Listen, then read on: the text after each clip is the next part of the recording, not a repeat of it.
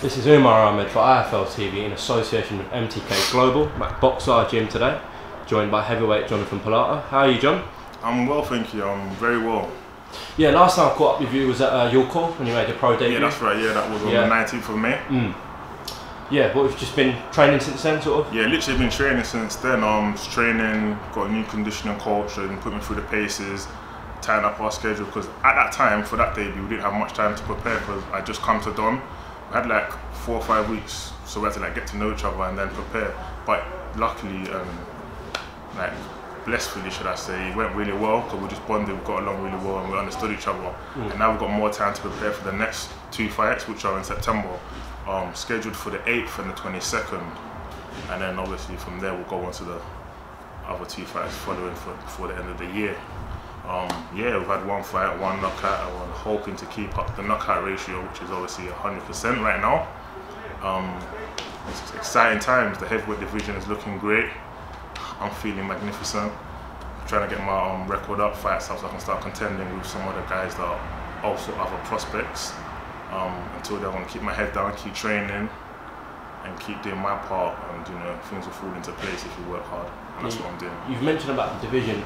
Like, talking about the domestic division, there's some really good fighters there. You've got Daniel Dubois, Joe Joyce, Tom Little, Nathan Gorman. There's a lot of good fights going on. Up-and-coming good fighters, boxing is really in the UK right now. Boxing, especially heavyweight division, the UK has really taken over. There's a lot of domestic fighters that are coming through that are really good, showing a lot of potential. Like you said, Joe Joyce, Dubois, Tom Little, Gorman.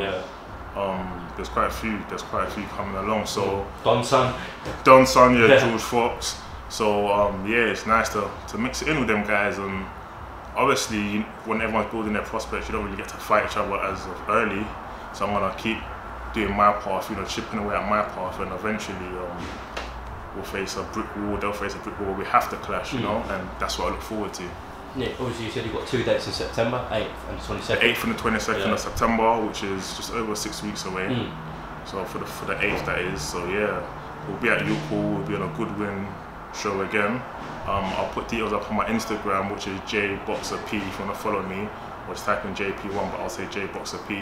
And look out for me, man. I'm training hard. I'm diligent in my craft, humble, focused, and I aim to deliver. Yeah, realistically, how quickly, sort of, you know the names you just mentioned, what are you looking at sort of after you've gone 10-0 or even earlier than that?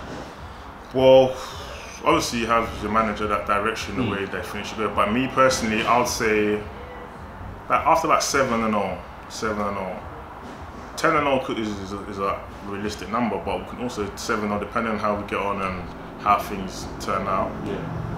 Not saying, not talking about the wins, because that's what we're here to get, but talking about the time and if they're ready and if they will allow it with their management, then yeah, we'll get on within 7-0. I want to get in the mix and I want to prove my ability. I'm here to prove that I'm a force to be reckoned with, and that's what I want to do. For people in IFL that don't know you, how did you sort of like put your first pair of boxing gloves on? How did you even get into the sport? My dad got me into boxing when I was young. Before he got me into boxing, he got me into, I'll call it conditioning. So he'll take me to the park in the morning to run, make me do press-ups. I didn't particularly like the press-ups part and the conditioning, but that was the hard part. I was like, here we go. I just look at my mum like, telling him that I just come from school, I just want to relax. Literally, and he'll just be like, no, 100 press-ups, can't go and do your homework until you've done that. But what I found out was conditioning, you know, so I found out that I'm the strongest in school, fastest in school, good at athletics, but that's just that him conditioning me, and then got to a certain age where I think I was like 13 when I first went into a gym. But where I came from, there was a lot of trouble in my neighborhood. So when I was boxing, my mum thought that was making me worse. So I had to like focus more on my studies. Then I came back around 17 and walked into a gym, and the coach loved me. He was like, oh, you got a lot of natural ability. Like I did the speed wall for the first time. I skipped for and it just came natural. Like I didn't have problems doing it. And he was just like, oh, like, let's see you spar and that.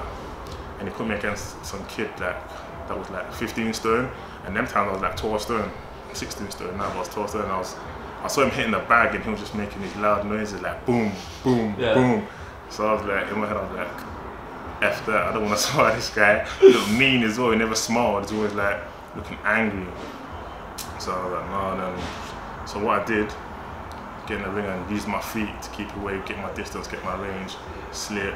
And then the coach was like, oh, you're quite elusive for a tall guy, for a big guy. I wasn't heavy, but I was always tall. You're quite elusive, and I think that's where I learnt my feet, by keeping away from the munchies. And then eventually, you put that into, you mix that with being competitive, and as much as you want to keep away from the punches, you also want to win and hurt your opponent. So then now, you go from just running to countering, slipping, countering, and it just comes together, and that made me the counter boxer that I am now. Elusive counter power punching boxer. Is that the sort of style we can expect from you? That's my style, yeah, that is my style.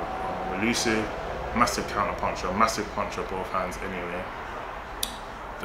Just like loads of other heavyweights in the division, what I've noticed nowadays, a lot of heavyweights are quite explosive, quite big punchers, so not to like put my punching power above anyone else, but my movement and my elusiveness and my skill, that is something to be reckoned with.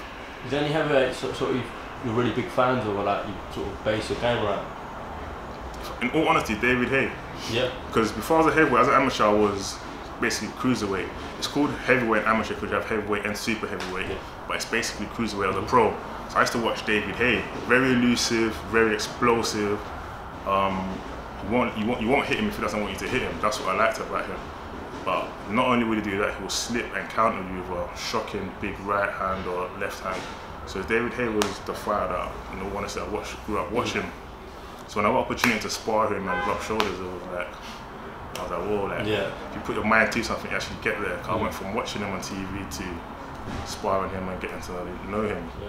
So I'll definitely say my style is very different to any other heavyweight there is, but most closely to Haye style, elusive, big counter punching, and good footwork. Obviously, David Haye had an amazing career, achieved so much, but do you think it was the right time to retire? Yeah, definitely was the right time for him to retire. He achieved, like I said, a lot. He achieved world titles in two unified the cruiserweight and world title and heavyweight, so two weight classes, and proved himself. He beat really good guys. He started boxing from really young, competing from very young, so it takes a toll on your body, you know. So it was definitely the right time for him. Yeah, definitely the right time for him to retire. Yeah.